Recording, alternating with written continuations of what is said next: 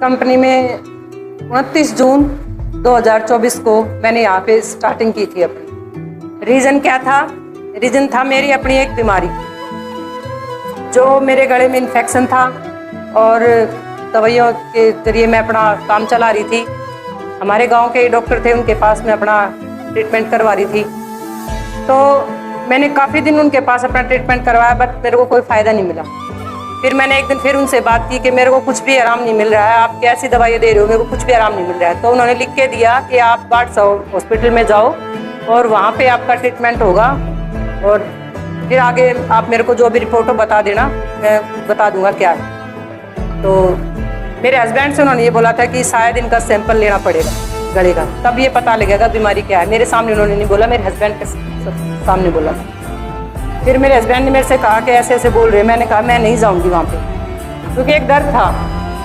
जब डॉक्टर बोलते हैं कि हमें एक सैंपल लेना पड़ेगा तो ये हमें पता है कि वो किस चीज़ के लिए बोल रहे हैं। मैंने कहा मैं नहीं जाऊंगी डॉक्टर के पास। तो बोले तो क्या करेगी?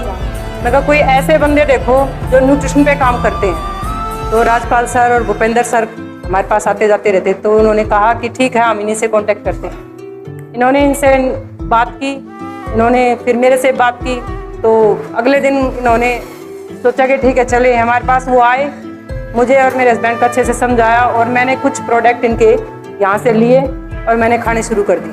प्लस मुझे एक दिक्कत और थी, उस टाइम पे मैं बिल्कुल बहरी हो चुकी थी, मेरे को सुनता नहीं था, मेरे कानों में भी दिक्कत थी। वो इलाज मेरा बाटसा हॉस्पिटल में बड़े वाले में चल रहा था, दिल्ली वाले में।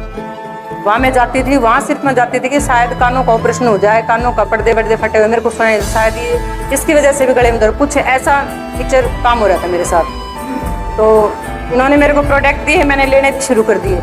उस बीच मेरे को सुनना भी शुरू हो गया और मेरे गले में भी आराम हो गया। बट फिर भी मेरे हस्बैंड बोलते थे कि नहीं जाना पड़ेगा, ऑपरेशन तो करवाना पड़ेगा, पता नहीं कब दिक्कत हो जाए। मैं कहा ठीक है। मिलकपुर से एक दीदी हमारी, वो बड़े हॉस्पिटल में लगी हुई है, उन्होंने मेरे सारे पेपर रेडी करवा दिए कि ऑपरेशन करवाना पड़ेगा। मैं 2-3 बार गई, 2-3 बार जाने के बाद, जैसे कि आज मैं गई हूँ, कल मेरे को ऑपरेशन की डेट दे दी। मैंने ऑपरेशन की डेट ले ली। फिर मैंने देखा कि मेरे रिएक्शन प्रोडक्टों से मुझे बहुत ही ज़्यादा आराम है। मैंने अपने हस्बैंड को बोला कि मैं ऑपरेशन भी नहीं करवाऊंगी। फिर बोले आप क्यों मना कर रहे हो, ऑपरेशन की डेट भी मिल गई। मैं कहा नहीं मैं नहीं करूँगी। बोले ठीक है। तो उन्होंने उन दीदी से बात की, तो उन्होंने मेरे पे गुस्सा भी किया कि आप भाभी ये क्या कर रही हो, मैंने अपना टाइम भी आपके लिए लगाया है। मैं डॉक्टरों से भी बात की है, मैंने उनसे भी आपके पास टाइम लिया है मैंने, लेकिन फिर भी आप मना कर रहे हो, आपको भविष्य में बीमारी हो सकती है, कुछ ना कुछ और भी हो जाएगा आपको। मैं कहा बहन मेरे को माफ़ करना, मैं अब ऑपरेशन नहीं करवाऊंगी, क्योंकि मुझे पता है मैं ठीक हो जाऊंगी। मैंने अपना ट्रस्ट इतना बढ़ाया इंजेक्शन के प्रोडक्टों के लिए कि मैं आज बिल्कुल ही ठीक हूँ। और उनको खाते खाते फिर मैं राजपाल सर से इन्होंने मेरे को बताया कि आप इसमें बिजनेस भी कर सकते हो। फिर मैंने इसमें बिजनेस की स्टार्टिंग भी की। आज मेरा हाईएस्ट चेक 70 से 80 हज़ार रुपये मैं यहाँ से कमा चुकी हूँ और मंथली भी मेरा कुछ आता है। तो मैं यही चाहती हूँ कि सभी इसमें आए, प्रोडक्ट यूज करें और अपनी इनकम भी बढ़ाएं, अपना काम भी चलाएं, क्योंकि इस प्लेटफॉर्म से ज़्यादा कोई भी प्लेटफॉर्म ऐसा नहीं है जहाँ से हमें इज्जत और मान सम्मान मिल सकता है। Thank you so much.